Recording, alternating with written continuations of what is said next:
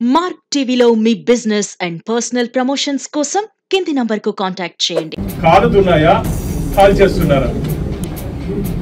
Short circuit అని కొందరంటారు, దీపం పడిపోయిందని కొందరంటారు. ఏం జరుగుతుంది ఆంధ్రప్రదేశ్లో? పూర్తిగా 5 సంవత్సరాల కాలంలో మొత్తం వ్యవస్థనన్నింటినీ నాశనం చేసి, వ్యవస్థనన్నింటినీ నిర్వీర్యం చేసి, తమ ఇష్టానుసారంగా ఫైల్స్లో సంతకాలు పెట్టి ఈరోజు ఫైల్స్ కాల్ చేస్తారా? ఎవరు ఎక్కడ తప్పించుకునే అవకాశమే లేదు. గత ప్రభుత్వంలో ఎవరెవరు ఎక్కడెక్కడ తప్పులు చేశారో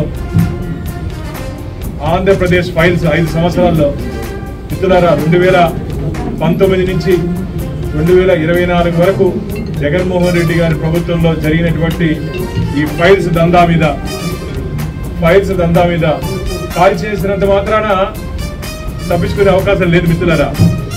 కాల్ చేసినంత మాత్రాన ఏదో అయిపోయింది, కాలిపోయింది కదా, ఊడిదైపోయింది కదా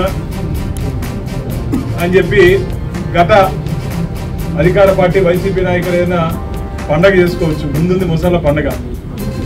ఎవరిని వదిలే ప్రసక్తి లేదు.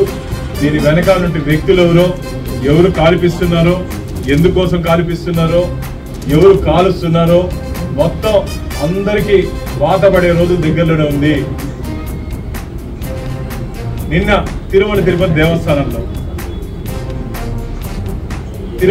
దేవస్థానంలో నిన్న మధ్యాహ్న సమయంలో